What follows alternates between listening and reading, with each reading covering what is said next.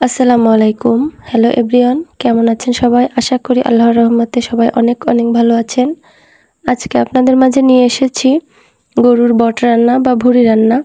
তো এটা খুবই অল্প সময়ে রান্না করে দেখাবো, ঝটপট রান্না এবং খুবই ভালোভাবে সেদ্ধ করে কিভাবে রান্না করতে হয় তার জন্য আজকের রেসিপি। তো এখানে মশলাটা রেডি করব। এখানে রসুন নিয়েছি আমি 4টা, এখানে নেব আমি জিরা, আর নেব শুকনা মরিচ, আর এখানে দেব আদা, এটা 2 চামচের মতো হবে। আর ভুঁড়ি আমি এখানে ছোট করে কেটে নিয়েছি।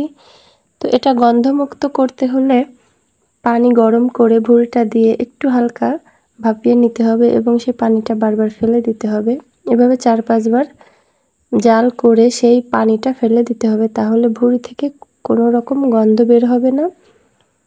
তো আমি এটা আগে থেকেই করে নিয়েছি, তারপর এটা কেটে নিয়েছি। তো আমি আজকে আলু দিয়ে ভুঁড়িটা রান্না করব। এই যে ছোট ছোট করে আলু নিয়েছি, পেঁয়াজ নিয়েছি এখানে বড় সাইজের 2টা। তো এখানে কড়াই গরম করে তেল দিয়ে নেব। তেলটা গরম ভালোভাবে হলে তারপর আমি পেঁয়াজ এবং তেজপাতা দিয়ে নেব। তেজপাতাগুলো একটু চিড়ে দেব, এর ফ্লেভারটা ভালো আসবে। তো এটা বেশ একটু হালকা ভেজে নেব।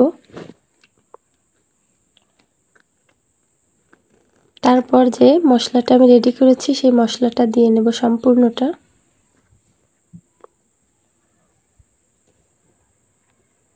তো এটা দিয়ে ভালোভাবে একটু কষিয়ে নেব।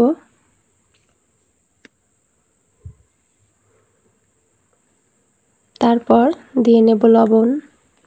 তো আমার বেশ কিছুক্ষণ পর আমি এই লবণটা দেব। তো এখানে স্বাদ অনুযায়ী লবণ দেব। এখন দেব হলুদ। এখানে আমি 2 চা চামচ হলুদ দিয়েছি, আর লবণ দিয়েছি 1.5 চা চামচ। তো দিয়ে মশলাটা এবার ভালোভাবে কষাতে হবে। তারপর এর মধ্যে ভুঁড়িগুলো দিয়ে দেব, দিয়ে ভালোভাবে এই ভুঁড়িটা কষাতে হবে। এই ভুঁড়িটা আসলে একটু টাইম নিয়ে কষাতে হবে।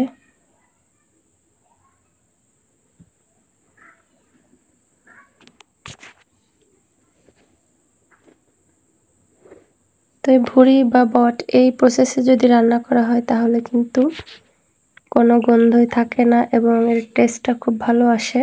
তো আমরা এভাবে রান্না করি। তো এই ভুঁড়িটা এখন অনেকক্ষণ যাবত এটা কষাতে কষাতে এটা একদম তেল ফুটে যাবে।